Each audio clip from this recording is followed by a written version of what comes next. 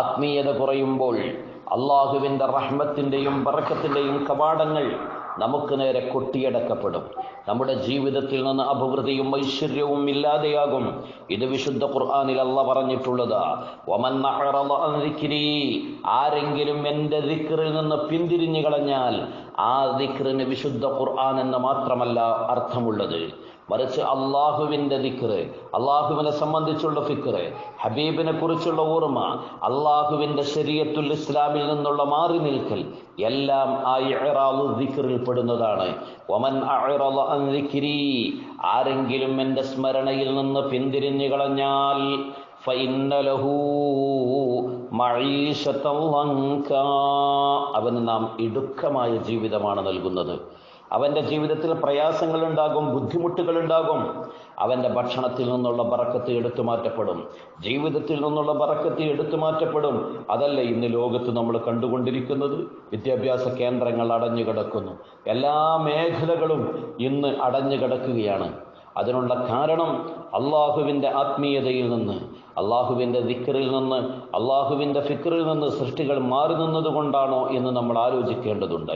വമൻ അഅറള അൻ ദിക്രി, ആരെങ്കിലും എൻ്റെ സ്മരണയിൽ നിന്ന് പിന്തിരിഞ്ഞു കളഞ്ഞാൽ, ഫഇന്ന ലഹു മഈശതൻ ലൻകാ, അവന് ഇടുക്കമായ ജീവിതമാണ് നാം നൽകുന്നത്. മാത്രമല്ല, ദുനിയാവിൽ ഇങ്ങനെയൊക്കെ കൊടുത്താൽ ആഖിറത്തിന്റെ കാര്യമോ, വനഹ്ശുറുഹു യൗമൽ ഖിയാമത്തി അഅ്മാ, അന്ത്യദിനത്തിൽ അവനെ കണ്ണുപൊട്ടനായിട്ടാണ് നമ്മൾ ഒരുമിച്ച് കൂട്ടുന്നത്.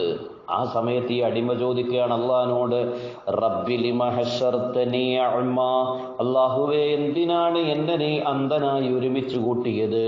വഖദ് കുന്തു ബസ്വീറാ, ഞാൻ നല്ല കണ്ണുള്ളവനായിരുന്നില്ലേ, കാഴ്ചയുള്ളവനായിരുന്നില്ലേ, എനിക്ക് മാൻപേടയെപ്പോലെ സുന്ദരമായ കണ്ണുണ്ടായിരുന്നല്ലോ, പിന്നെ എന്തിനാണ് ആഖിറത്തിൽ എന്നെ കണ്ണുപൊട്ടനായി ഒരുമിച്ച് കൂട്ടിയത്?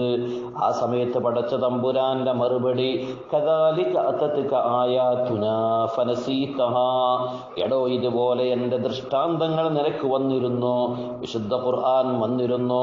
ആ സമയത്ത് ഫനസീതഹാ, അതെല്ലാം നീ മറന്നു കളഞ്ഞില്ലേ? ഖുർആനിൽ നിന്ന് മാറി നിന്നോ, ഇസ്ലാമിൽ നിന്ന് മാറി നിന്നോ, അള്ളാഹിനെ സംബന്ധിച്ചുള്ള ചിന്തയില്ല, ഹബീബിനെ സംബന്ധിച്ചുള്ള ചിന്തയില്ല.